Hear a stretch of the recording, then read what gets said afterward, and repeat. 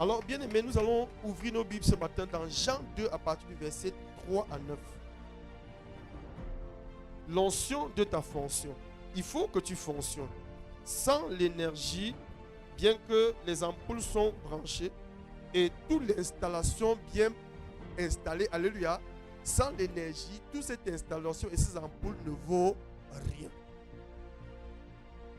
Dieu nous a créés à son image, mais il faut l'énergie céleste pour faire fonctionner son image sur la terre.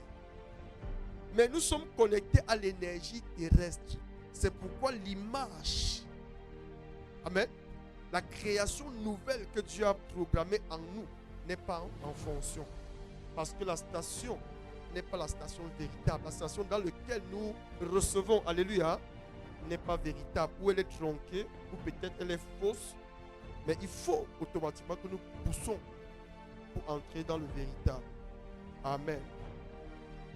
Donc, ouvre Jean 2, 3 à 9. Alléluia. Bien-aimé, acclame pour cette parole d'abord. Amen. Ça, c'est le premier miracle. Jésus est venu sur la terre pour que nous soyons des vases de miracles. Pas des chercheurs de miracles. L'Église est faite pour produire le miracle. L'Église est faite pour produire quelque chose que la terre n'a pas encore vu. Et pour cela, nous devons comprendre les principes bien aimés profondément. C'est un travail très profond. Alléluia. Où nos ennemis savent que si nous possédons cette science, cette connaissance active du miracle, alléluia, leur monde serait bouleversé. Alléluia. Écoute et comprends. Au verset 2, au verset 3 de Jean 2. Le vin ayant manqué, la mère de Jésus, ici c'est la Bible qui dit que c'est la mère de Jésus. La mère de Jésus dit, ils n'ont plus de vin. Jésus lui répondit, femme, qu'y a-t-il entre moi et toi? Amen. Il y a quelle relation entre moi et... Écoutez, ça c'est révélatrice.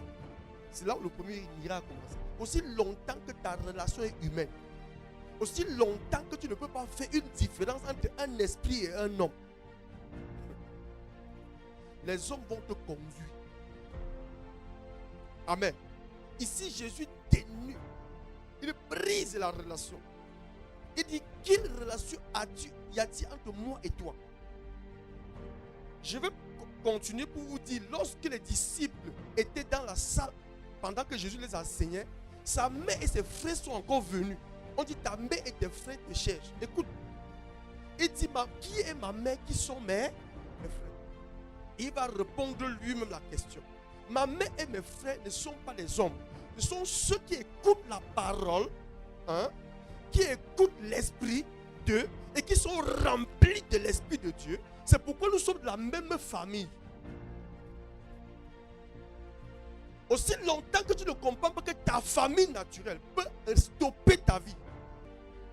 Alléluia.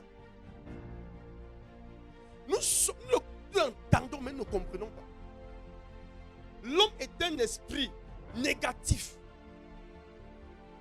Sa source est négative. Les enfants de Dieu ou les fils de Dieu sont fils de Dieu parce qu'ils ont l'esprit de Dieu. Tous. Et aucune confusion ne peut être au milieu d'eux. Et s'il y en a même, alléluia, ils sauront qu'ils ne peuvent pas se diviser parce que Dieu est divisible. La destruction au milieu des enfants de Dieu, c'est quoi? C'est parce qu'on n'a pas cette dimension de science et de connaissance. Alléluia. Nous ne sommes pas parfaits. Nous tendons vers la perfection. C'est pourquoi Dieu a disposé certains médiums pour nous permettre de sortir et de continuer à avancer. Afin de comprendre ce mystère. Jésus disait que ça sont mes frères. Ceux qui écoutent la parole de Dieu qui sort de ma bouche et qui croient et qui sont remplis. C'est eux qui sont de ma famille. Alléluia. À la résurrection, Jésus dit à Marie, va dire à mes frères que je m'en vais chez mon Père qui est leur Père. Oh, Ça, c'est une vérité profonde. Alors, cela me fait comprendre que les fils de Dieu ne sont pas fils de Dieu dans la chair, mais ils sont fils de Dieu parce qu'ils ont bu l'Esprit de Dieu. Ils ont bu aux sources de la vie. Alléluia. Ils ont conçu la parole de Dieu. Alors, ils ont l'image. Non, ils ne sont pas biaisés. Ils ont l'image de Dieu. Tous, ils se ressemblent. Amen. Ils se ressemblent. Ils ont l'image. Avec Dieu, ils ont la. Si tu regardes Dieu, tu les regardes, tu vas voir que c'est la même image. Et cette image n'est pas sur la base du visible. Cette image est la base de la parole que seul Jésus a portée. C'est lui qui peut nous transformer.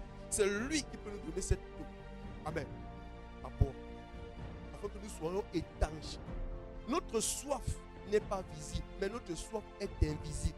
Aussi longtemps que nous buvons dans ce monde ne va pas nous donner bien mais le rafraîchissement, mais ça va nous donner que les problèmes.